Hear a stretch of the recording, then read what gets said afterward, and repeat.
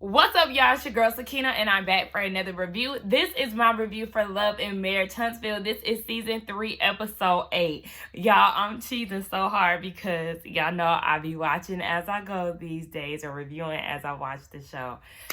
And we only in the first scene, and all right, let me get myself together. So, Mel is shooting her video for Telltale Signs, and she's actually filming her video shoot at her friend's estate. So, we see her walking up to the house with a Rottweiler. She has her dark hair on. She has a kitchen scene where she's cutting up some vegetables, and she's saying, "Don't bring the Scorpio out of me." You know, she got her director there, so she's doing the thing. Now, in her confessional, she's saying that, when you're a kid or when you're younger, you have these dreams of being a singer, but then life gets in the way and you get a little older and you kind of get a little hesitant, or you think that that dream isn't going to come true, but she's finally getting to live out her dream.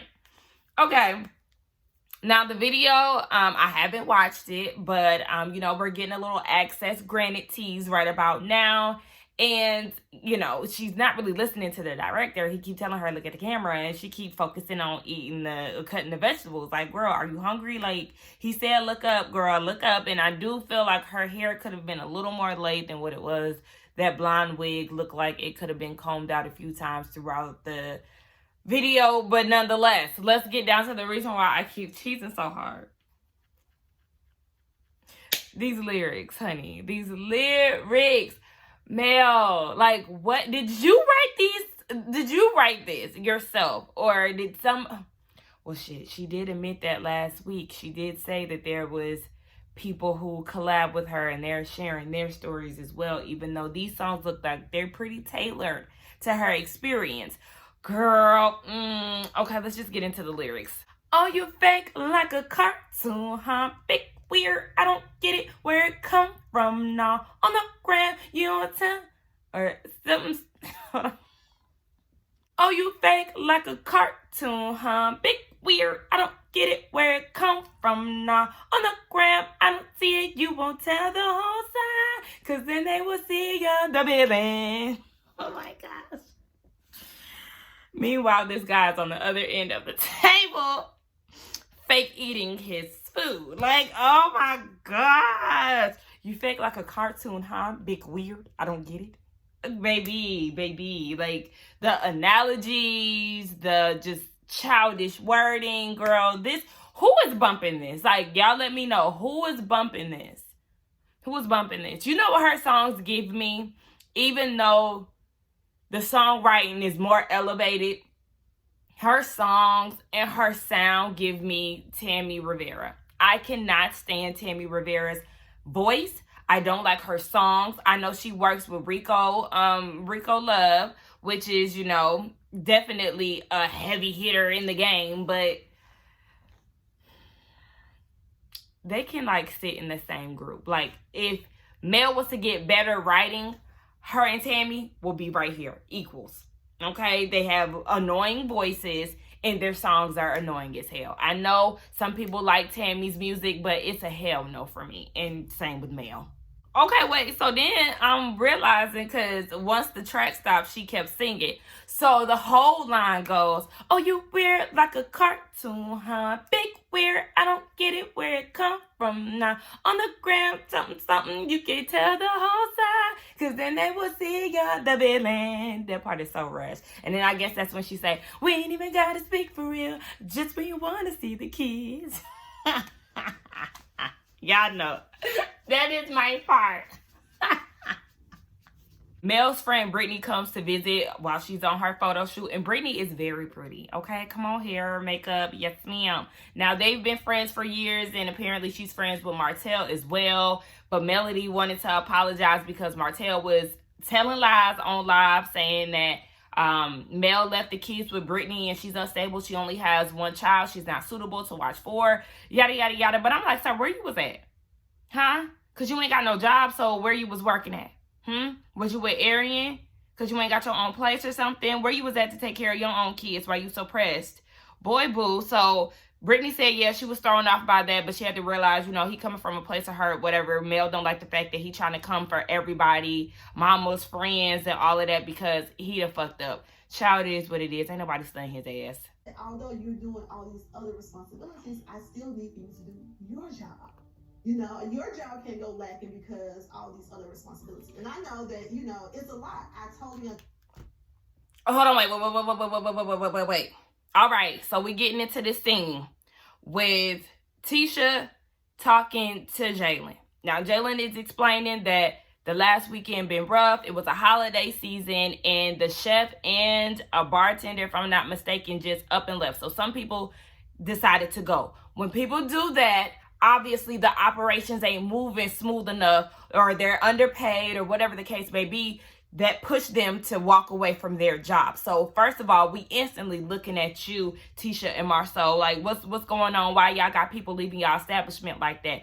Obviously, y'all ain't taking care of y'all staff. So Jalen has to step in to be the bartender, to be the chef, to do these things to keep the restaurant going. And Tisha, you fix your mouth to say that because he's not sending in nightly reports. And I was literally saying shit that Jalen was saying before he said it. Like, yeah, he's not doing it because he knows he has to step in. Fuck that laptop. Fuck those nightly reports. Y'all can bring y'all asses in here and put in some motherfucking work. Put on your goddamn boots. Put on your slacks. Put on your button up. How about you serve? How about you cook? Put on the apron, bitch. Don't come for Jalen and place all the blame on him when y'all ain't doing shit. From what we're seeing, from what we're hearing, it doesn't seem like y'all that hands-on with y'all own restaurant. Y'all sitting there pressing this man, and he's only one man. Y'all don't have any help for him. Y'all not trying to offer y'all own hand, but y'all want to place all the blame on him. Make it make sense. Now, Jalen is asking Tisha, are they fine? Because he senses, she not really vibing with him too well. So he's like, okay, I know, my mom got this situation. I don't know if you trying to take that out on me. So Tisha's like, nah, we're family. This is business. We're always going to keep the two separated. I don't know why this looks so wrinkled. It's bothering me. But anyway, yeah, we're going to keep it separate. Yada, yada, yada. In her confessional, she's saying she really offended, but she does have an issue with Kimmy because she told Wanda to shut the fuck up. Girl, because she need to shut the fuck up. So don't nobody give a damn about you trying to check somebody about your raggedy ass mama. You know her mouth is terrible, bitch. Yeah, so if somebody's supposed to allow them as a grown person, is Kimmy supposed to allow your mama to say any and everything to her? Your mama been coming at Kimmy sideways since she felt that she was kissing Mel's ass and not protecting you enough. Girl, fuck Wanda and fuck you. Simple. What is wrong with these people? So Marceau showed up. This is actually a long scene. I feel like I'm talking about it a whole lot. But Marceau comes in and, he was giving Jalen his praise for showing up for the holiday weekend, even though they were short-staffed and all of that. So he asked for Jalen's honest feedback. And Jalen was like, with this being a big holiday and with us being short-staffed, people walking out, I would expect for Tisha and Marceau to come in, do some dishes, say how we can help, yada, yada. Y'all know where to be found. And Marceau, you try to flip that around on him and say that you are hoping that he would see what he was capable of, and instead he was looking to be rescued. Yes. Yeah, you know why? Because this y'all shit. This is y'all shit. I'm here to help, but this is y'all shit. If I was Jalen, I would leave. Like, literally, there's only so much that I could do. There is so much that I could do. Like, only so much that I could do. I couldn't do it. You're not about to act as if I'm not handling my business. This kind of reminds me of my job and how they try to, change shit around, change our operations and stuff like that, and tell us to do this, this, and that. But I'm like, okay, y'all want us to do this as leadership, but at the end of the day, this is a reflection of y'all, one. And two, y'all feel like y'all don't have to worry about that because we're the ones who have to get the beating. Y'all just sit back and parlay. Meanwhile, we're the ones that have to, get our ass whooped by these customers. And that's exactly what that is. Like, Tisha and Marceau, chilling. Y'all was probably kicking it during the holiday. Meanwhile, Jalen was drowning at y'all fucking restaurant and y'all knew that y'all was short-staffed. But y'all was enjoying y'all holiday while y'all out here working him like a goddamn slave and overworking him, underpaying him, and ain't giving him no percentage of this ownership of this damn cigar bar. This whole, going through obstacles make you stronger BS speech that Marceau is trying to give Jalen, baby, that would have been my time to go. Yeah, because y'all really trying to flip this on him, and really it's a reflection on you. It's showing you how you handle your business. Anyway, Jalen was like, yeah, miss me with that bullshit. He walked away, and then Tisha wanted to apologize to Marceau for her behavior, and he said, you know, if it's a question coming from, because, you know, the whole Miss Wanda situation, Marceau said, if it's a question coming from you, then he has no problem answering it. Okay. And then he said, but if it's a question to glorify somebody else, then no, I'm not going to give them that satisfaction. Like I told y'all, I didn't blame him for not giving Tisha an answer in front of Miss Wanda. But my thing is, Miss Ma'am, Tisha, you were behaving that way because your insecure slip was showing while you talking about you're secure and you don't have to compete. Girl, okay. Anyway, yeah, they're planning a Vegas trip and all the people are going to come. Marceau said he can't wait to spend time with his brothers. He said it jokingly, but he meant that shit. Why we still talking about this vaping shit? Let it go, Maurice. Okay, don't nobody give a damn. And he done pulled up at new girl's husband's place of business. I guess he got a gym or whatever. Maurice being shady, talking about, I didn't know that you the receptionist, and obviously he's the owner, the way that he described it or whatever. Child, listen, I don't give a fuck about none of this shit. Maurice, is this your storyline? Because at this point, it's you that keeps reminding us that Monster was vaping in the bathroom. Let this shit go. Did they have AC in the establishment? Because old boy was sweating and he was just standing there. They going to Vegas with them. End of story. We get a very quick scene of Destiny inviting Melody over because she knows that they always on rocky terms at this point. Every time they shoot a scene together, they always end up in an awkward place. So she invited her over because they all about to go to this Vegas trip. Now, they're pretty much relying on each other because they're the only singles, the single females that are going to be on the trip. Martell is probably going to be there, so he's going to be the only single man. Okay, that's fine. Destiny brought up Tiffany and her cold tea and how she doesn't know how to read a room. Let it go, Destiny. Let it go. Let it go. Let it go. The way I want you and Maurice to drop these storylines that have come and gone, just both of y'all. When it comes down to Destiny and Tiffany, when it comes down to Monster and Baby, I don't want to hear none of that shit, okay? So yeah, they're relying on each other to have a good time. Destiny ain't gonna be there until the day after everybody arrives because she has to drop off her baby to LeBerick. And Mel was like, okay, well, if you coming a day later, so am I. All right. They done got to Vegas. It's the Scotts and the new girl and her wife. The new girl and her husband. I was not trying to be shady. Nonetheless, they get to the house. The house is nice. The bedding is very poorly decorated. I hated the bed frames, the comforters, like, no, it was giving me no, but okay, whatever. It's a nice house overall. They're asking Martell if Marcus is going to make an appearance. That's his alter ego. They did the flashback of him wilding out in Miami, and I had forgot all about that because once they started talking about their trips, I was like, what trips have they taken on the show? And then I did remember that whole thing.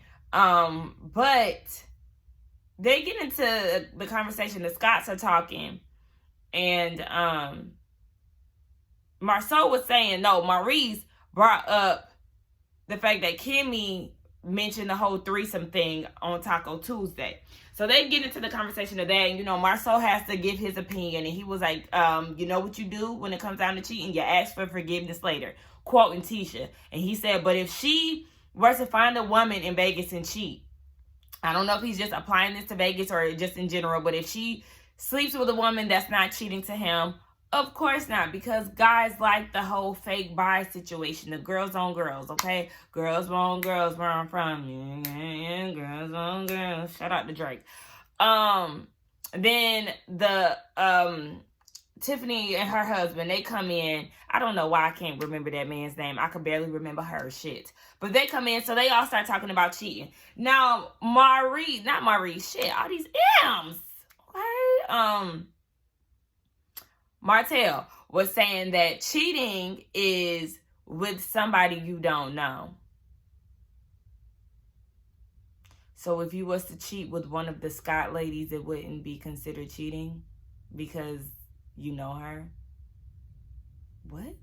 Like Kimmy said, nigga, you need to brush up on some of your cheating rules because obviously you ain't got that shit down pat. You don't even make sense. Shut up. Then they start talking about Destiny and how she thought that she was going to have a threesome with Kimmy and Maurice. And Maurice is like, why would she think that? Because Kimmy is obviously touchy-feely. And Kimmy was like, if she thinks that somebody wants to sleep with her every time she's touched, then there's something wrong with her. And then Kimmy was like, look, she think the whole family want her. Me, Jalen, she think Maurice want to get down with her. Like, no ma'am. So then it was like, who do you touch the most? And Tisha was like, Martell. Listen, y'all just keep y'all hands to yourselves at the end of the day. Tisha talking about some threesomes are not playing. Yes, they are. There's a lot of people who plan threesomes a lot because they go scouting first. Girl, listen, I ain't about that life, but I know that it definitely could be a spare of the moment thing, and it also is something that's planned a lot of times amongst couples. Now, everybody getting ready to go to the pool. Now, you see the total difference between Maurice and Marceau and how they handle their wives. Maurice is all into Kimmy. He want to help her get dressed. He want to, get it in real quick. And then Marceau, he talking about some, what are you wearing, Tisha? What is this? And she was like, are you going to help me with my bathing suit? And he was like, no. She was like, well, don't help me take it off either. And he was like, you ain't going to need help. Just not interested, not trying to boost her ego or nothing. Because Tisha actually really looks good.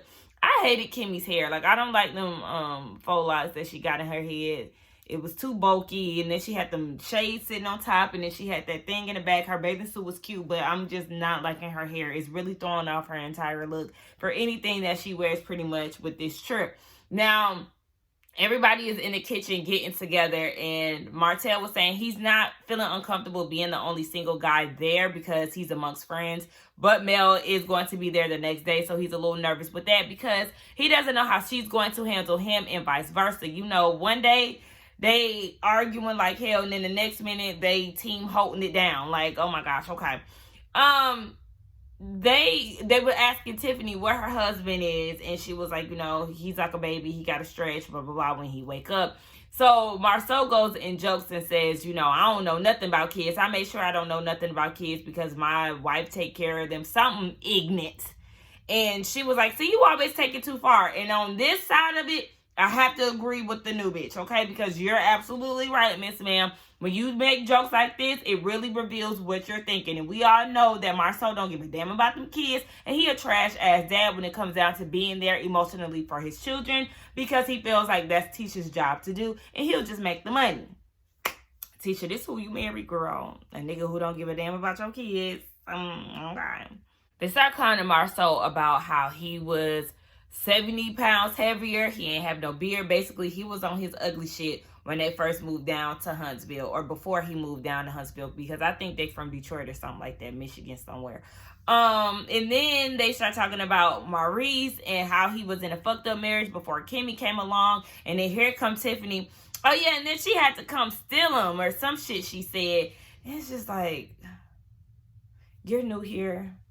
I'm gonna need you to sit down and be quiet. Like, I know you probably thought you was, joking with the family or whatever the case, but no. Pipe down, girl. Hush.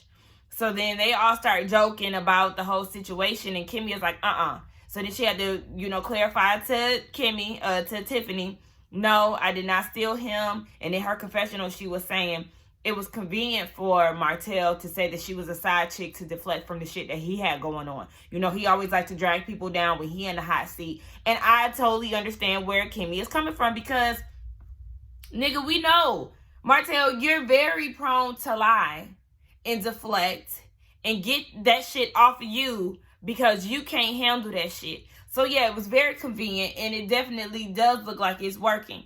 I believe Kimmy, okay? Now, I don't put nothing past nobody, but I believe Kimmy. She's been very honest throughout this whole series, so I don't see why she would lie about that. Now, they said that they did know each other, and you just never know. Like, sometimes you do kind of Okay, yeah, we friends, and then you just never know. It's not foreign. It's not a foreign thing for people to start off as friends, and then things develop after a situation. So whatever. I know that's motherfucking right, Kimmy. Like, she be having to clear these folks. Like, what is wrong with them? Here come Tiffany raggedy ass again. They're talking about, marriage is good the second time around or whatever, because Marceau was giving Martell props for being here and how he's handling the situation with his divorce. Yada, yada, yada. Here come Tiffany and her husband, and they trying to prove something. They happy in their relationship. Like, so she was like, yeah, it's better the second time, right? Like, oh, girl, shut up. Nobody asked you. So then she said something about no side chicks, and then she pointed at Kimmy, and Kimmy was like, why did you point at me? And Tiffany was like, because you said something about, there's no side chicks around. Girl, please. See, this is the reason why I don't nobody like your ass, because you always bringing up shit that don't got shit to do with you. There was no need for you to bring up side chicks or whatever. So that becomes the topic of conversation. And Kimmy is like, Martell, you're the one who started this. Everybody was saying he was going through a hard time and he was just spewing lies at everybody. I said, yeah, you saying that, Marceau, with your 40 girlfriends or whatever the hell, but you definitely, I'm sure, allegedly, you had a little piece of something going around Huntsville that you had on the side while you talking about side chicks and all of that. So, everybody is laughing about it, and Martell was like, Marceau was the one who brought that to me. We was joking about it at the time, but he's the one who started this whole rumor. So Kimmy is like, I don't think this is funny, Marceau. And she was like, it's just as funny as people saying that you got a side baby. And he was like, it is funny. And Kimmy is like, it's funny to you, but I don't see your wife laughing. Hello? Yeah, stop fucking playing with me. Like, I don't understand why they feel like they can do this to Kimmy, or they can talk to people or do people a certain way. But you see how you making these jokes about a side chick, but yeah, it's rumors out here that you got a side baby. You better back the fuck off of me before I start some shit. I guess Kimmy is trying to stick up for me, but she has a crappy way of doing it. Bitch, not the pot calling the kettle black. You not qualified to say that, Tisha. And then you feel some type of way because she brought up this side baby thing in front of everybody. Well, bitch, your husband is the reason why people believe that she's a side piece. So you tell your husband with his spaced ass teeth to keep his motherfucking mouth closed, and maybe she wouldn't have to do that. Now Tisha want to bring up the whole Wanda thing and how Kimmy came at her and told her to shut the fuck up, which she didn't say. She said, stop the fuck talking about it. I mean, she said it without saying those exact words, but I mean, at the end of the day, bitch, if I told your mama to shut the fuck up, what you gonna do about it? You gonna beat my ass? That's the question you should have asked. Okay, yeah, I did say it, and what? Cause bitch, you not gonna do shit. Me losing you as a friend is not gonna make me lose sleep. Girl, please. Ain't nobody out here dying to have friendship with you, Tisha. Girl, please. So, Kimmy was just basically saying, like, yeah, I'm out here fighting yo mama, T-Man, whoever all these people is. Oh, I guess these is her family members. Oh, yeah, Kiki, T-Man, and all of this. Like, your family be jumping up on me, and it's just like, girl, I mean, I wish you would step in and clarify some things sometimes. And I agree, but at the same time, at some point, you just gonna have to stop giving a fuck, because Tisha ain't somebody to lose sleep over. She not somebody to be stressed about. Like, girl, yeah, we do this show. Yeah, our brothers are, our husbands are brothers. But, girl, I do not have to deal with you every day. Girl, fuck you. I can film with you and keep it moving. But, girl, Tisha makes big deals out of nothing. It's not that serious. You know who your mama is. So you need to keep that in the forefront of your mind when it comes down to how she argues with people. So then they get into the topic of Jalen. Apparently there was some text messages that were going back and forth between him and Tisha. And he referred to her as yes, ma'am. And they felt like he had a smart undertone. And it was rude to Tisha because she told him, don't call me ma'am. It didn't sound like a big deal, but if that was what Jalen texts, so what? Do y'all see how y'all treat this man? The previous scenes that we've seen with the Scotts interacting with Jalen, I would be a smart ass with y'all asses too, because one thing about it, y'all not about to tell me what I should be doing when I'm out here on the field and y'all ain't doing shit. So if I want to be snappy, if I'm stressed, if I'm rude, excuse me, because I'm sitting here taking on a pile of shit from y'all business and y'all not helping me out. So if I want to address you as yes, ma'am, and I know you don't like that shit, bitch, so we in the South. Ain't this how y'all communicate? Yes, ma'am, no, ma'am, yes, sir, no, sir. Bitch, what's up? I don't give a fuck. So then Marcel was saying that, you know, sometimes they can be wrong. Sometimes Marcel, Tisha, Jalen, and Kimmy, they can all be wrong. And Kimmy was like, no, I'm not basically going to just blindly follow my son. Like, I call him out when he's wrong, and Maurice co-signed that. And Kimmy was just like, you know, I'm so sick of your ass and this to be continued. I'm sick of them too, Kimmy. Fuck Marcel. Fuck Tisha. It's big fuck Tisha and her mama with her gel and weave.